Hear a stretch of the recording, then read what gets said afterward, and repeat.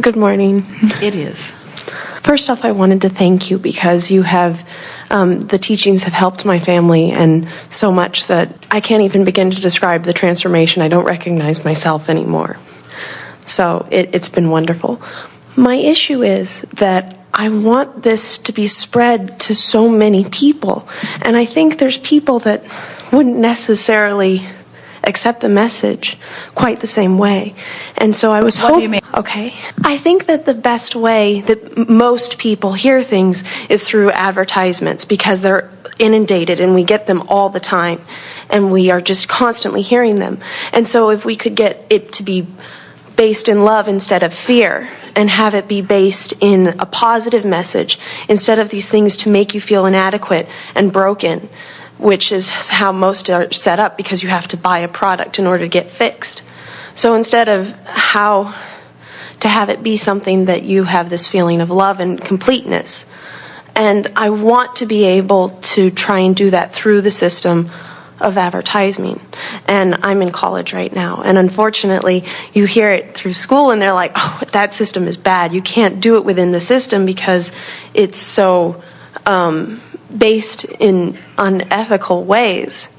And so I want to attract a way of making it still work and being able to work within the system to change it. Well, there is a system that you are forgetting about that is a bigger system than the system that you are worrying about, and that is the universal system of law of attraction. And so when you find something and you begin living it through the power of your example, through the clarity of your example, those who want, and everyone does, begin to find a way through the crack of least resistance to the path that unfolds for them.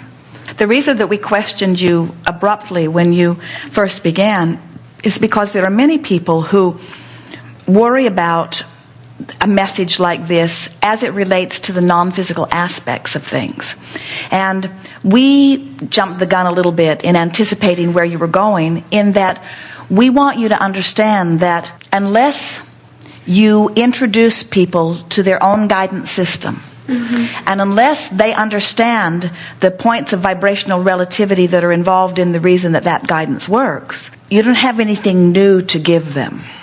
So what's happening with this transformation that's happened for you and your family is that you have acknowledged that you are leading edge creators and that you are expanding into a new place. In other words, you're learning how to close that gap.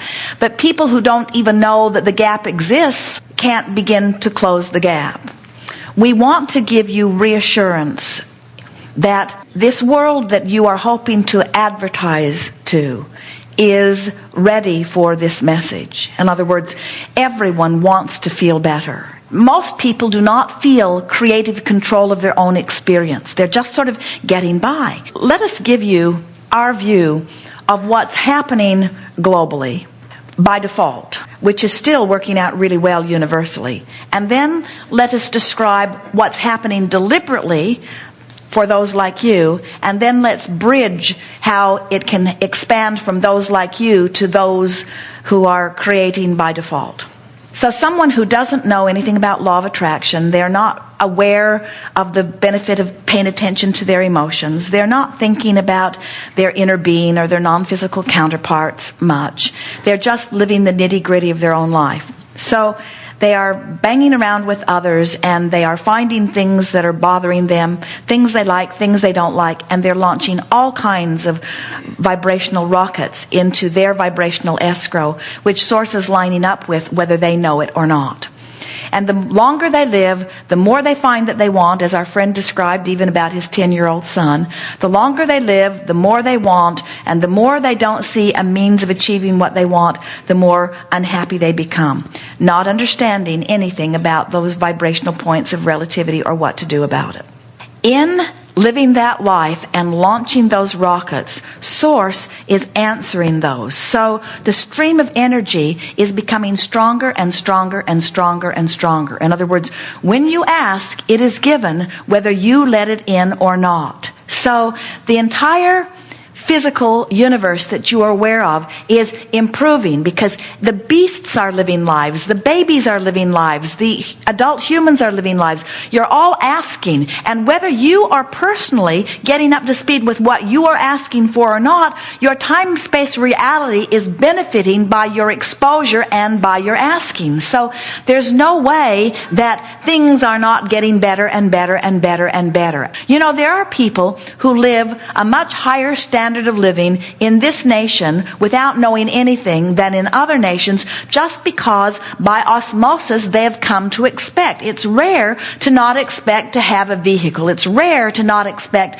to have food to eat and housing. In other words, just by what you're observing, your expectations are improving, and as your expectations improve, your personal life improves. And so you can't help but live through the clarity of your example.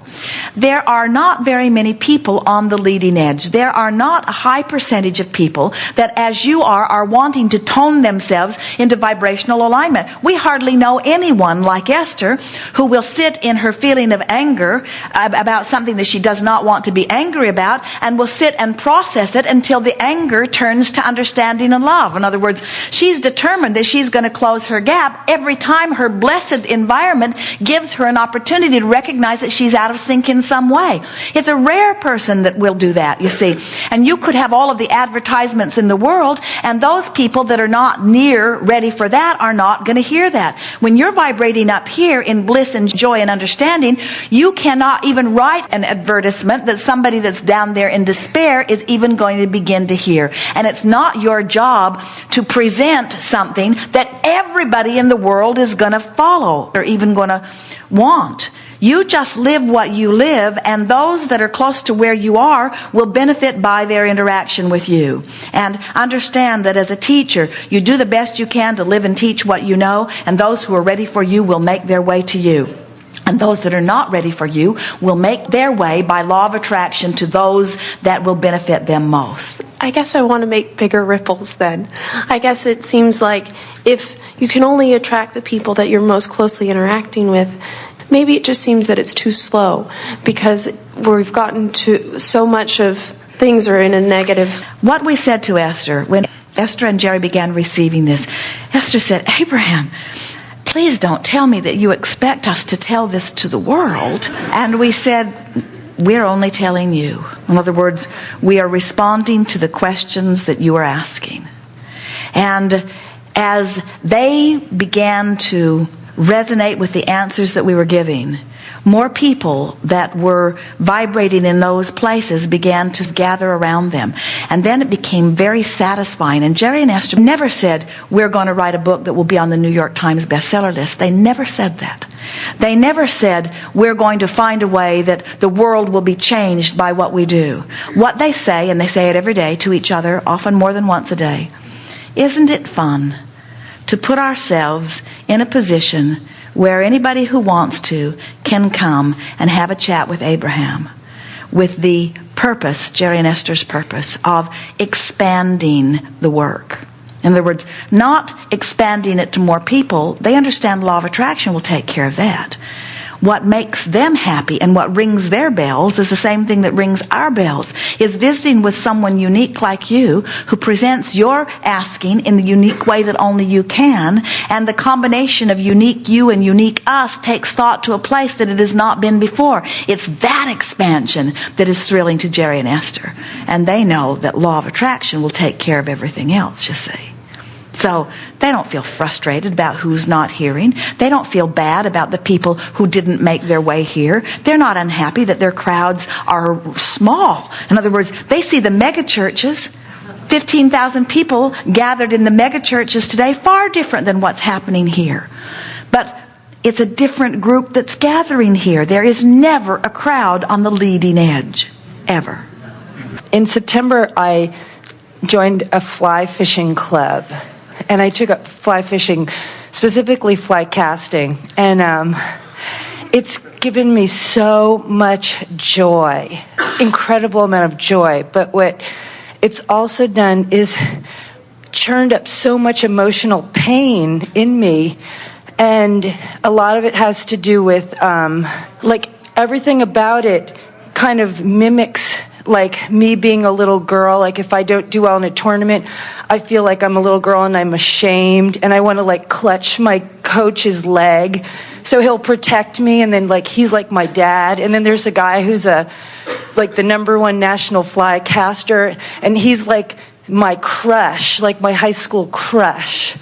And it's like my whole kind of childhood is playing out in these months, and I don't want to stop doing it because I love it. It just makes my eyes spin with like joy. But I'm also spending like 8 hours a day there, Saturday and Sunday, and I'm a single mom with 2 kids, and I'm not taking care of my life. Like, I'm not going food shopping, I'm not cleaning the house, the kids are home alone, they're 12 and 15, and I just want to know what's going on here. I don't want to stop. It sounds like you've run away and joined the circus. I know, I never want to go home. I love my kids, but on Sunday I'm like, oh, I don't want to go home. Well, here, we have some questions for you in order to help you sort this out.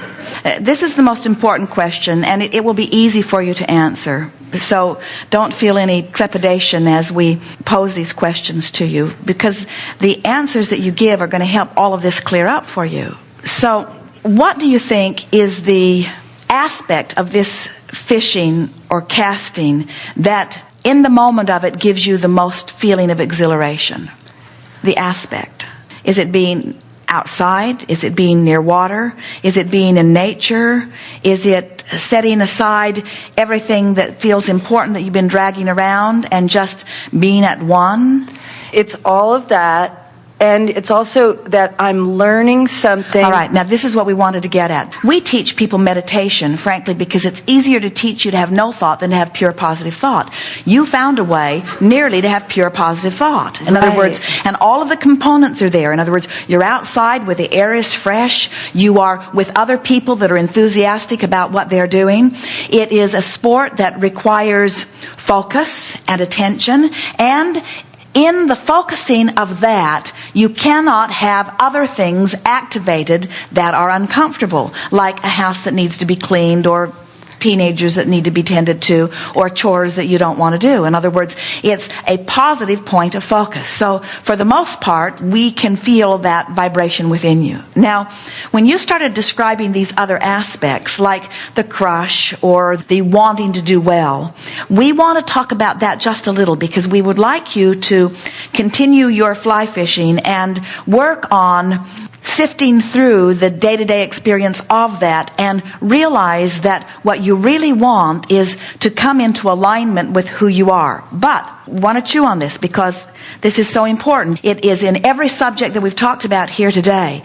And the question is, when you are focusing and getting all full of you, and your source energy is joining you in the absence of your trauma and trouble, and you are performing well, remarkably well, for someone who is so new at this, and someone is appreciating how well you're doing, isn't that appreciation something that you could receive in total joy? Yes. Is it logical that you would then translate the other end of that appreciation? In other words, are they really showing any dismay when you don't do well in a tournament? Nobody is. I am the only one that's... So what's happened is somehow you are replacing your own guidance of closing your gap with their impression of how you're doing, and you're superimposing people. In other words, you're digging up your mother, you're digging up people from your past and laying their personalities over these personalities, when there's nothing of that nature that's happening right here and now anyway. Totally. So now let's recap everything. So you've found something that is life-giving in nature, and it's so uncommon for you to be so selfish that you just please yourself, that you're messing it up with guilt about what you should be doing, and you're superimposing impressions over the people that are there actually watching you that aren't even present. Isn't that interesting? Exactly. And it's exactly my mother's voice going, "You're no good. Who do you think you are? You can't do this. You're crazy. You're a fake. Well, these people are going to find out about you." Well, when that happens, just say right out loud, "Mother, I didn't bring you with me for a reason."